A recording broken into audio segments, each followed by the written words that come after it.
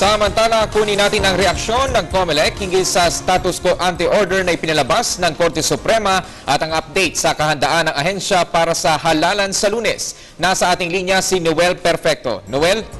Maraming salamat. Tapos na ang usaping money ban. Ito ang pinagdiinan ni COMELEC Chairman Sixto Brillantes dahil na rin sa pinalabas na status quo ante-order ng Korte Suprema.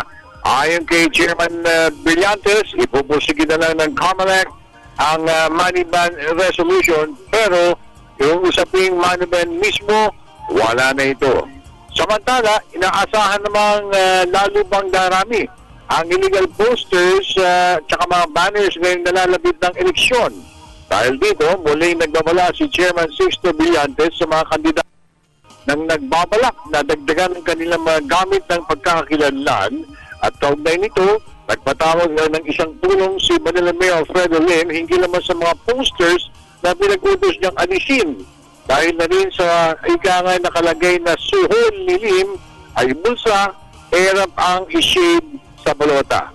Agad naman pinabulaanan ni Lim ang bintang na ito ng kampo ni Erap. Aniya, tigilan na sana mga ganitong taktika.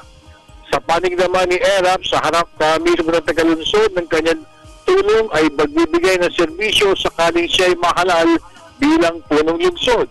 Pinaalalahanan din niya mga Manileño na lumalabas ng bahay sa Lunes at piliin ang karapat-dapat na mahalal at magbibigay ng tamang serbisyo sa kanila. Nagpahayag naman ng kahandaan ng COMELEC para sa darating na eleksyon sa Lunes.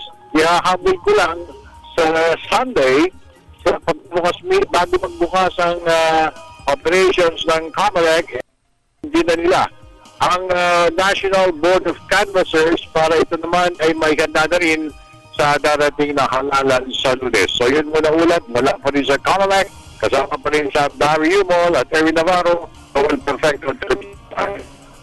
Maraming salamat, Noel Perfecto.